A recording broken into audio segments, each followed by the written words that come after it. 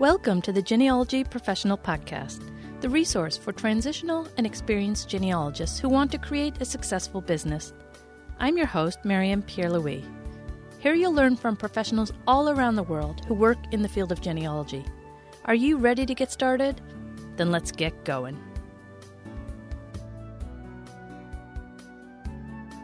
This podcast is sponsored in part by the Association of Professional Genealogists. You can find out more about them at www.apgen.org.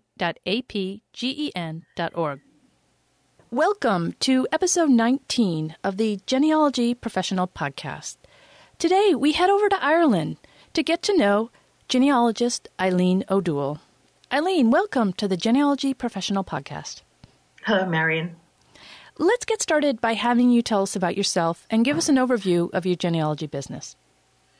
Well, in 1990, I had the opportunity to turn what was basically a hobby into a career, and I started doing genealogical research for clients. I've been working at a job basically that I love for the last 24 years. I'm a probate genealogist, which means my job is to assist solicitors, lawyers, and heir locating firms to identify rightful heirs mostly in intestate estates. My task is to find the nearest next of kin here in Ireland in matters where they can't find the rightful heirs and provide all the documentation necessary to establish probate and to prove kinship. What was it that inspired you to become a genealogy professional? Well, as I said, genealogy has always been a hobby for me. But in 1979, my father's family had a situation where a first cousin died intestate in New York State. And the family at home in New York struggled for years to prove their kinship and finally gave up in disgust. But an heir locator found them in 1990, and in the process of presenting their case to the state of New York, he taught me the skills to become a probate genealogist. So I testified in my first kinship hearing in the year 1991, and I've been doing this ever since for other Irish families.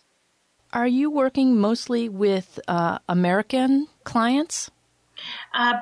It'd be divided between America and Great Britain would be my two major markets. I've also done estates in Canada, Australia, New Zealand, France, Germany, and Switzerland. So pretty much worldwide.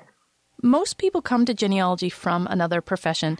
Did you have an opportunity to work at something else before you became a genealogy professional? Yes, I did. But just prior to becoming a genealogist, I was a full-time wife and mother of 5 children. Back in 1990, Irish mammies didn't work outside the home, so starting a business for me was a really big step. But prior to that, I worked in university administration and in research. So how did you prepare yourself to become a professional genealogist, both from an educational point of view and a business skill point of view? Oh, well, I had an advantage in that I had both a bachelor's and a master's in history. So I had some research and report writing skills before that. There was no form of education when I was starting out. So what I did was I started to attend conferences, lectures, and try and educate myself. Ultimately, I obtained a certification in genealogy from the Board for Certification, and that was kind of the affirmation that I was almost where I wanted to be. But it's an ongoing learning experience. As for business skills, I'm still learning them. For the conferences and such, do you focus on attending conferences in the United States, or do you go to conferences in the UK or continental Europe?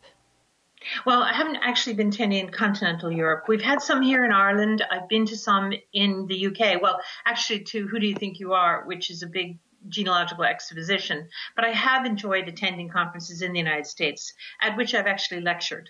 So it's been a learning experience and also a lecturing experience. What skills did you bring to your business when you started, and how have they helped you?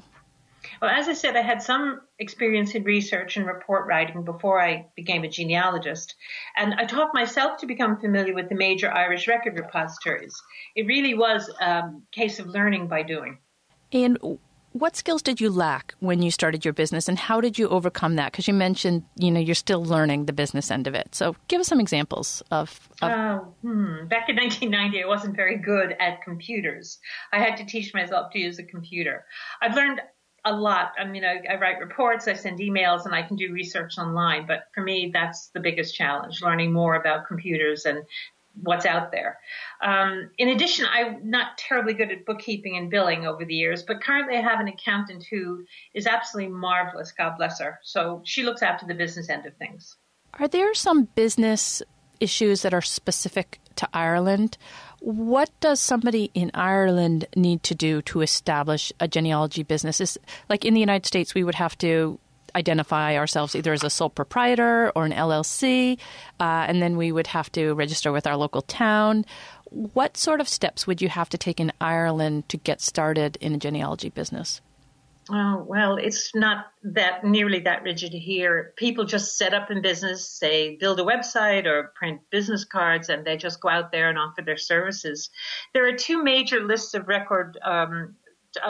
research is held by record repositories, one in the National Library and one in the National Archives. So oftentimes people list themselves on those lists to get themselves going with clients, but you don't have to register. We are trading as is the expression. So I'm trading as Heirs Ireland. And so long as you file your taxes every year, the Irish government's quite happy.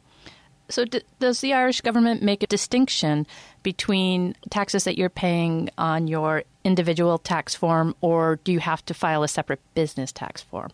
Oh, well, I file my business every year, and Sean and I file jointly. So it's the same thing. It's the revenue commissioners. It's very straightforward. So once you file taxes every year. Okay, so it's just when you file taxes, that's it. You're just filing. You're not doing a separate business tax. Okay. That's correct. Mm-hmm. Okay. What was the hardest part of starting a genealogy business? The hardest part of starting? It's hard for me to remember because back then I started out, as I said, with the case with my own family, and then I got known in New York and work just sort of came my way. So getting started wasn't really the hardest part. Keeping going is the hardest part.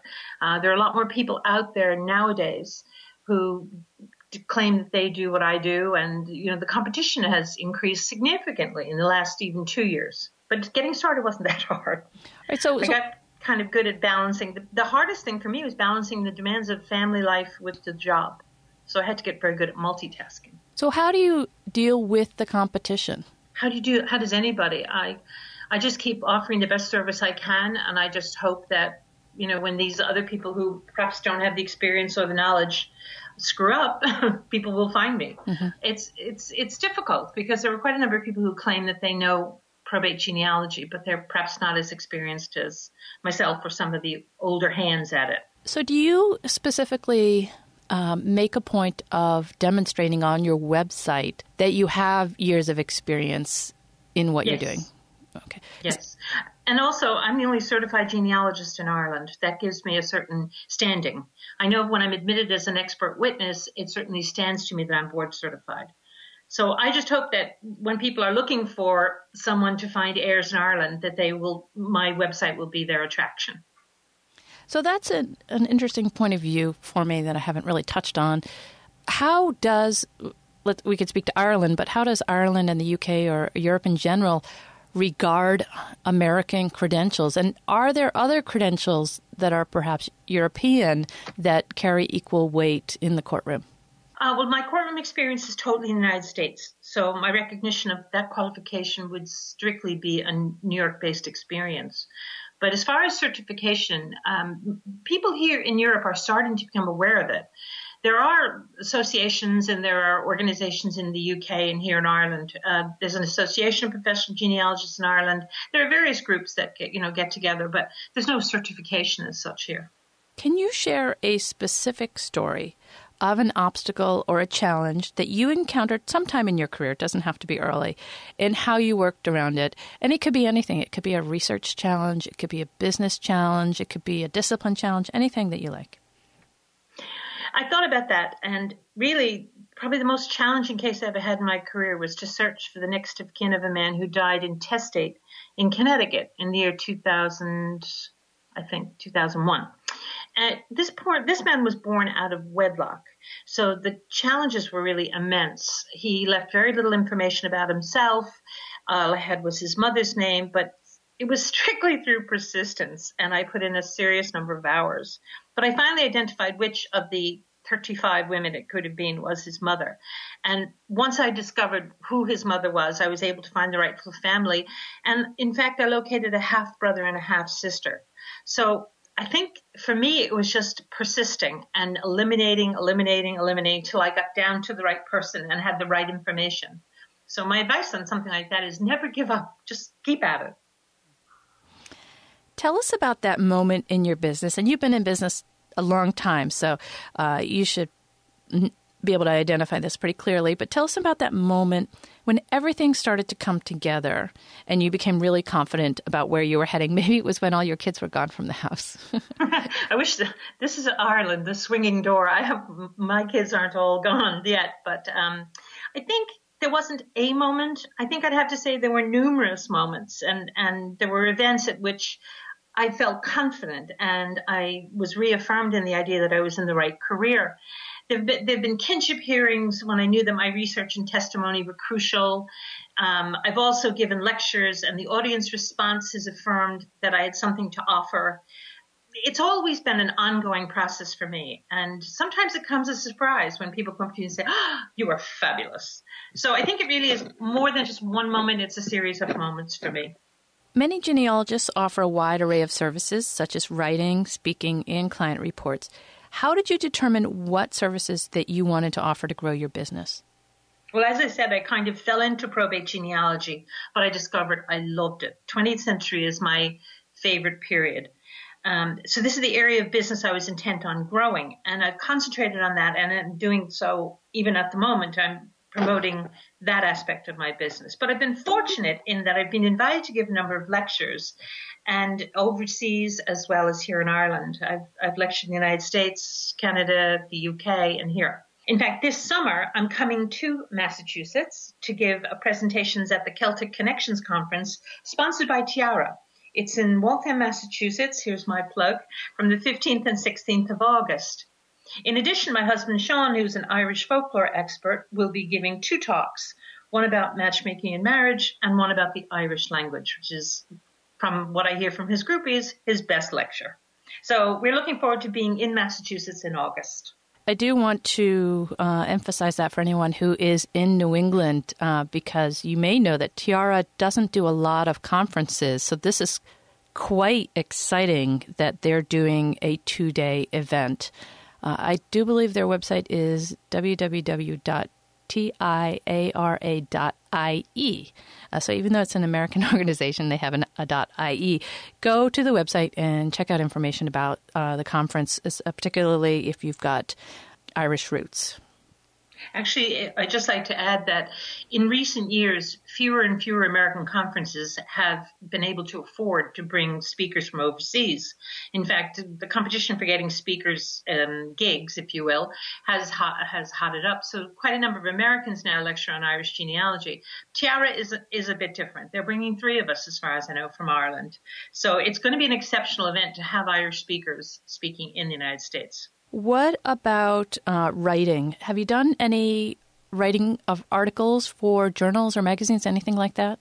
I have done, in the past. I co-authored a book on the General Register Office of Ireland. I've done a few articles here and there. I tend not to do as many as I should. I really probably should do more. I just have to get the invitations to do it. What were the services you offered when you first started, and how has that changed over the years as your business has grown and changed? Have you offered more services? Have you offered fewer services? Have you changed services and dropped some completely? I think what I've done really is specialize in my area of expertise. I used to do what I called hobby genealogy when I was starting out, or do family history, but I'm much more inclined to stick with the probate genealogy because it's the thing I do best and it's the thing I enjoy most. Since I spend most of my time, though, in the General Register Office of Ireland here in Dublin, I have developed an expertise in Irish civil registration. So I give lectures on that, and that's kind of my area. I also assist people with applications for Irish citizenship if they're entitled. So I kind of stick to that brief, and if it happened before 1864, I'm not really that interested. So that's kind of my area for the moment. Is there much of a demand for Irish citizenship? Oh, yeah. Oh, it's amazing. It's a unique situation in that if you can prove a grandfather or grandmother was born in Ireland, you're entitled to an Irish passport. And that's a pretty terrific asset, because that means if you want to work in any of the EU countries, you are treated as a European. It's also quite an a nice thing to have. It ties you to your ancestral home.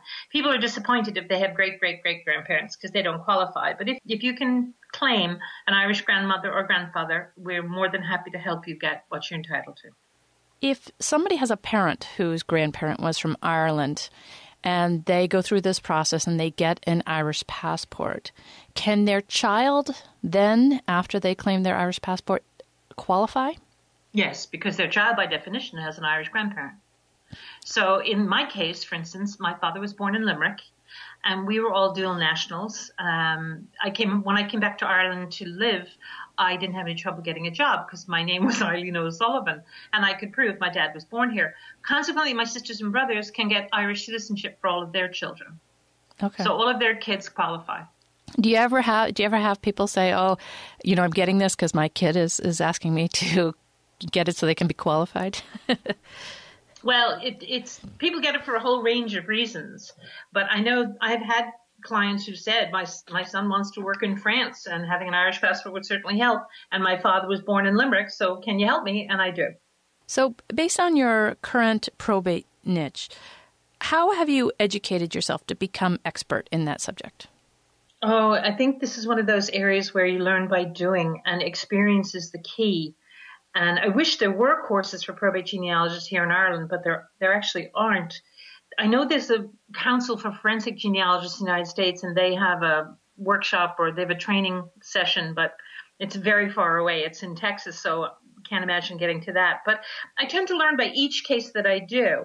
And so as I have to renew my certification every 5 years, that too is an educational process. So it's a combination of those two things. If somebody in Ireland wanted to become a genealogy professional, what would they have available to them in Ireland as educational opportunities? Oh, we're lucky in that we have a number of courses here. University College Dublin has always offered a 3-year diploma course.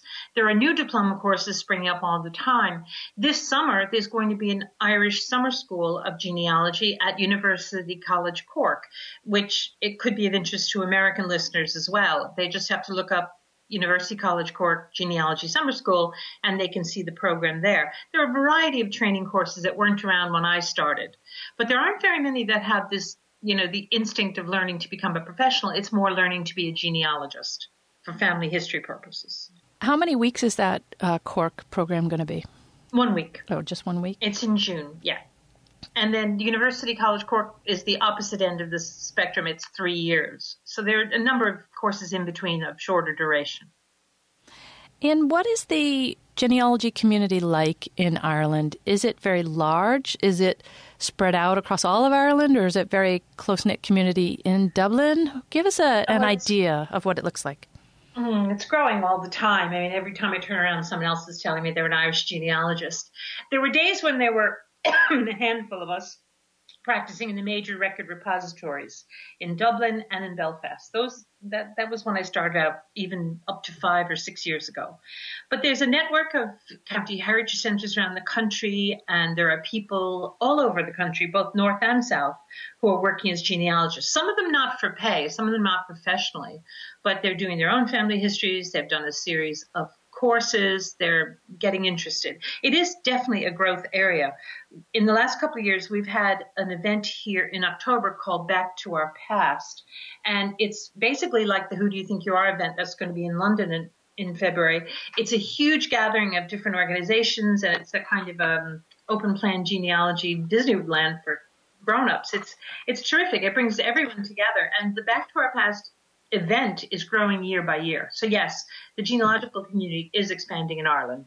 When did you say that was? It's which Back to Our Past? Yeah, every October in the Royal Dublin Society here in Dublin. Okay, and how many people would you guess turn up for that? Thousands. Really? Yeah. I've never heard of that not before. Not everybody, is interested in every aspect of genealogy. Some of them are just interested in their own. Some are interested in doing courses.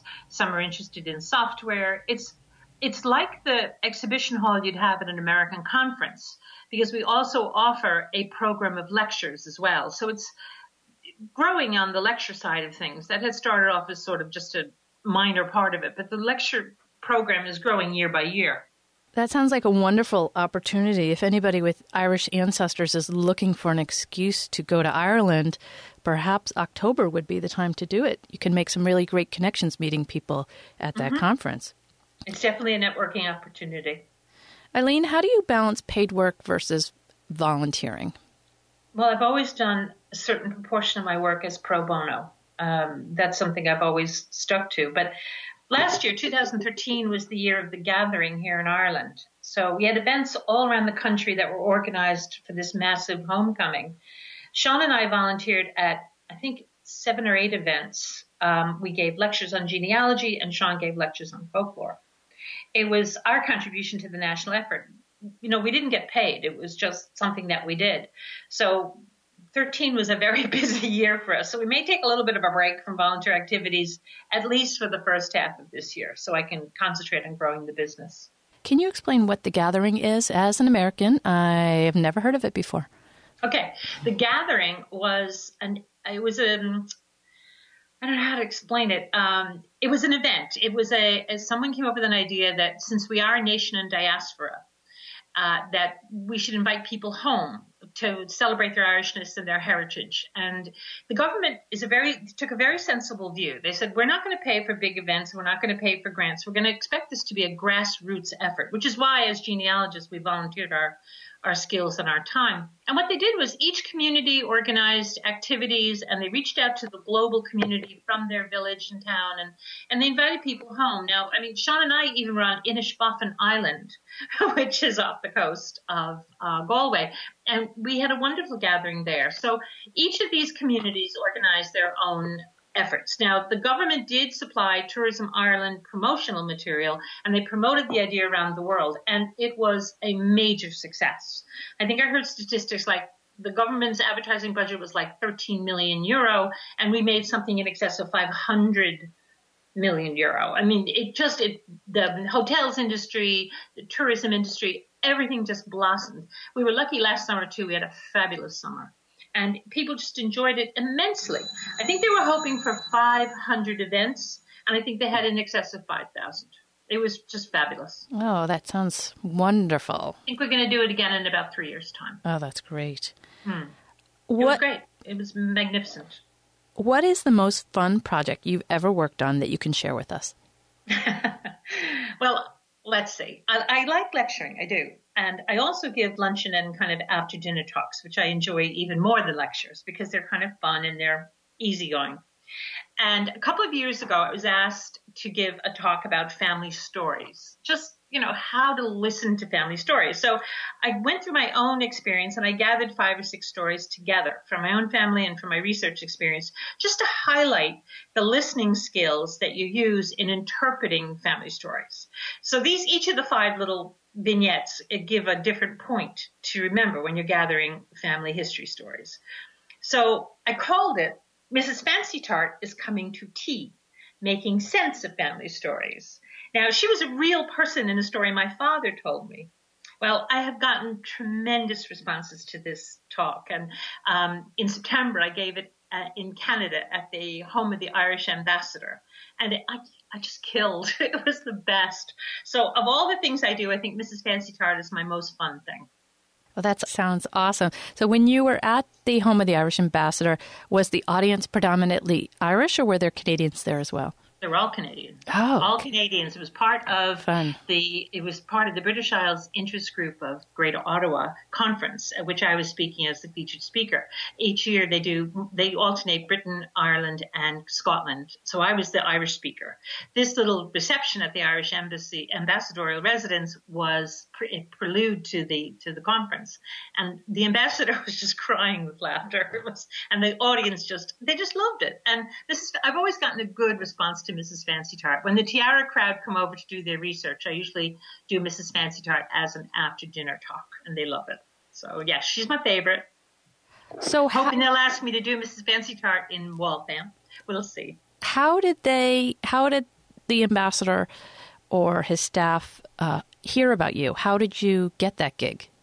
Oh, no, I got the British Isles Interest Group invitation last year when I was in I was at Who Do You Think You Are in London, and two representatives from the Canadian committee came and interviewed me and said that this was their year for an Irish speaker and they wanted to hear what I had to offer. So we had a cup of coffee, and the next thing I know, they talked me into it.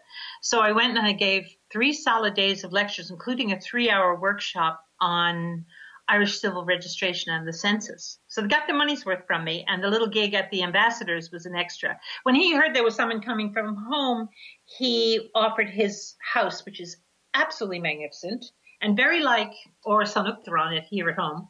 And he hosted the reception that evening. He was lovely. And it turns out he's a neighbor, because when I said to him, where are you from at home? He said Castleknock. And I said, oh, funny you should mention, because I'm from Castleknock as well. And we kind of knew people in common. It was quite good. We had a lot of fun. So what I'm hearing you say is that you were giving lectures, you were making public appearances at Who Do You Think You Are? And that put you on the radar of the Canadians. Yes. Is that right? They kind of knew about me before. They came to Who Do You Think You Are to interview me. I think they heard about me before because I've lectured in the United States. And in fact, to back up the bus a little bit, the lady who actually put my name forward to the committee had heard me speak in Charleston, South Carolina at an NGS conference. In fact, she heard me give Mrs. Fancy Tart in addition to my lectures. So yes, she had remembered me from 2 years previous. Okay. The reason I mention this is, for our audience's sake, if you want to grow your reputation, if you want to be known more widely, public speaking is one of the best ways to spread your name and spread your reputation. Writing as well. I think writing does a good job as well, but I think public speaking really leaves an impression on people when they see you face to face or hear you in a webinar. So I'm glad that we were able to drill down on that. On that score, I would, anyone who's trying to get started, volunteer as much as you can in your local societies, give talks at your local library, because every bit of public speaking you do builds up your confidence. And that's really important. Yeah, I do a lot of public speaking myself in addition to these podcasts, and it really is a long-term growth experience. You don't just do it for a year and then you're great and you carry on. I've noticed for myself that through the years, I've really changed a lot, and I think it was probably 3 years before I really started to feel confident about what I was doing. So you just have to keep going with it. And some people, I suspect that you probably reached that comfort level sooner than I did because you're probably more of a natural speaker. But anyone can develop this ability. It's just a matter of sticking with it and practicing. And being responsive to the feedback from your audience. If your audience really enjoys your talk, then you have to say to yourself, that wasn't too bad. I should remember the things that went well and incorporate them into my future presentations. Mm-hmm. Excellent advice. Let's take a quick break to hear a message from the Association of Professional Genealogists. Hello, this is Kimberly Powell, President-elect of the Association of Professional Genealogists. APG is an international membership organization dedicated to supporting all individuals in the business of genealogy, whether you're an archivist, librarian, educator, writer, or researcher. Our 2,600 members include genealogists at all stages of their professional careers, from those just starting out to some of the field's most renowned leaders. Learn how to grow your business and network with other professionals through our educational webinars, informal mentoring groups, active discussion lists, the APG Quarterly, and our annual Professional Management Conference. Visit us online at apgen.org to learn how we can help you on your professional journey and how you can help us advance public awareness and understanding of the profession of genealogy. All right, Eileen, we are about to enter the lightning round. I am going to hit you. I'm going to hit you with a bunch of rapid questions, and you are going to come back with brilliant answers that are going to provide wonderful advice for all the genealogists listening out there. Are you ready? Mm-hmm. Okay.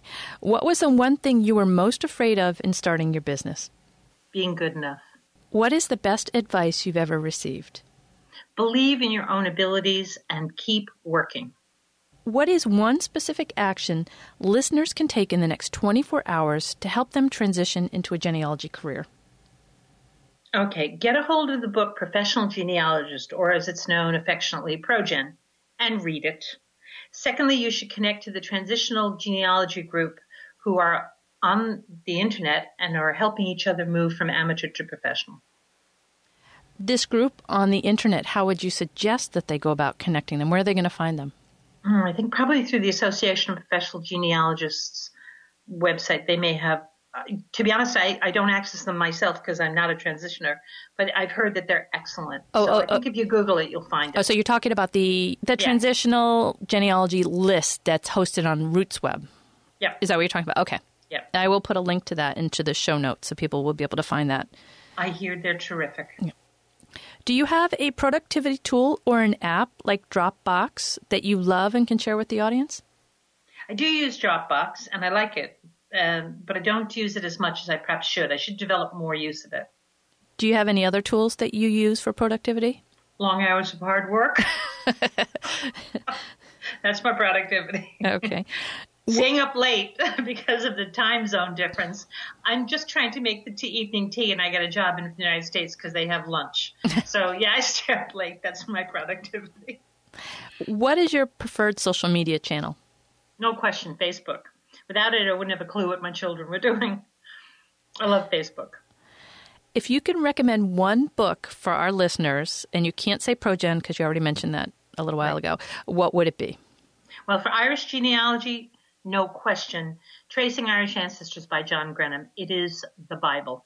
Everyone, experienced, inexperienced, beginners, professionals, we all swear by John Grenham, who, by the way, I think will be at Celtic Connections.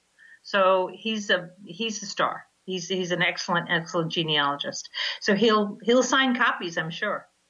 That's great. I think I might turn up for that Tiare conference. So it's going to be good from what I hear. All right, here's a hypothetical scenario for you. You have to move to another country, let's say Spain. I'm hoping you don't speak Spanish. You don't know anyone, and you're not familiar with the research and the record groups in that new location.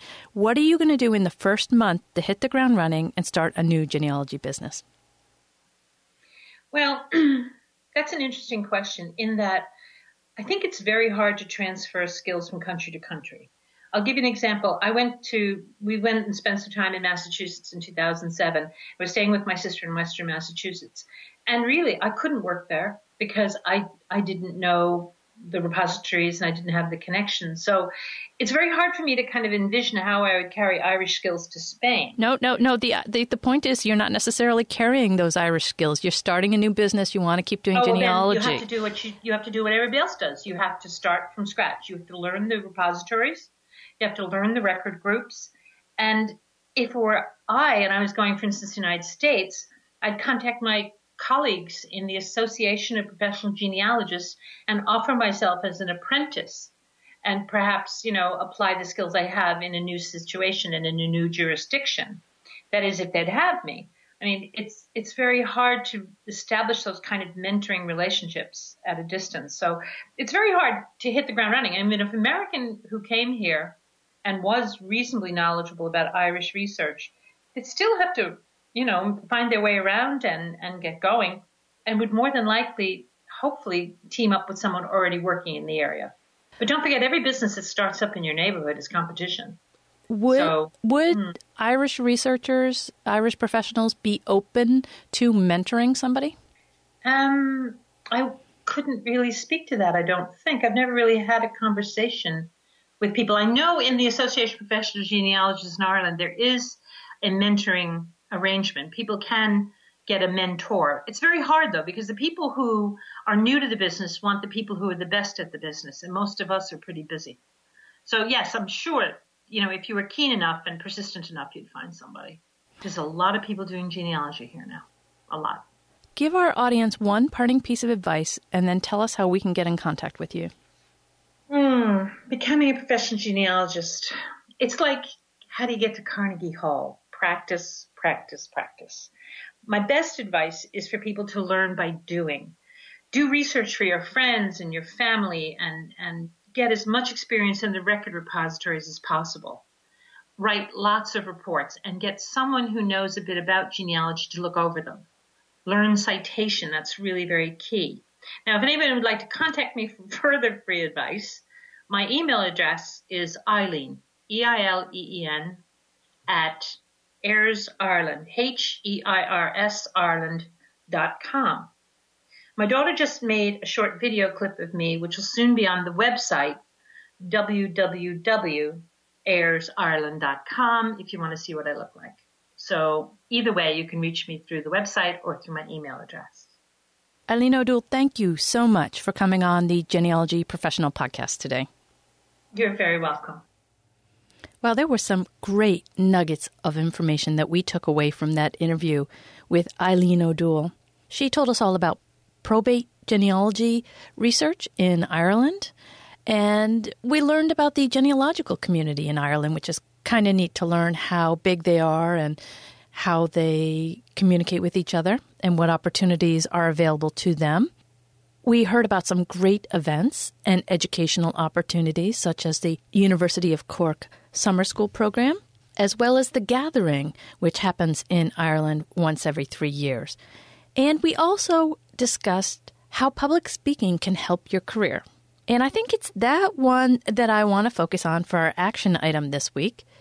We've talked around the topic of public speaking quite a bit on this show, but we've never actually given it as an action item. More likely, it has been talked about in regards to encouraging some of our guests to try it out and encouraging you guys to try it out. Let's try a little action item focused on public speaking, because if you can learn to become comfortable with public speaking, or at least learn to become brave enough to do it, then public speaking can really help your career quite a bit. So this is your action item for this week. I want you to identify a topic or a project that you think that you could speak on.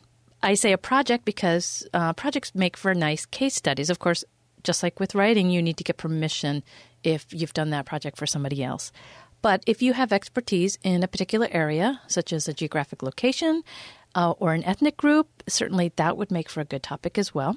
If you're new to public speaking, beginner talks are generally a comfortable place to start for new public speakers. The second thing I want you to do for this action item is determine if you have the right equipment.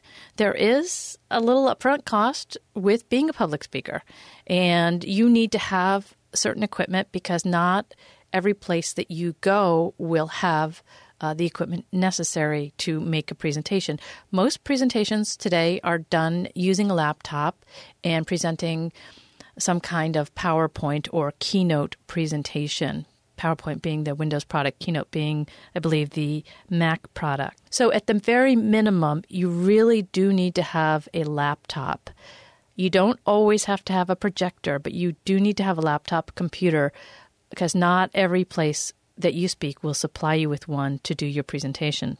Identify your topic or project that you could speak on. Number 2, determine if you have the right equipment, and that being a laptop and presentation software such as PowerPoint or Keynote. There are possibly open source free software possibilities. I'm not aware off the top of my head what they are, but you could do some research and find out what they are if it's a consideration for you. And then the third thing I want you to do is to identify a local historical or genealogical society, or perhaps even a local library that you could approach about giving a talk. And I'm hoping that you already have an established relationship with a local organization, whether that's a historical society, genealogical society, or local library. So this should not be a difficult thing for you to go up to them and to say, hey, I'd like to give a talk one day, because we've been talking about networking an awful lot since day one here on the Genealogy Professional Podcast, and you should be establishing already these relationships with these local groups. So just to recap, identify a topic or project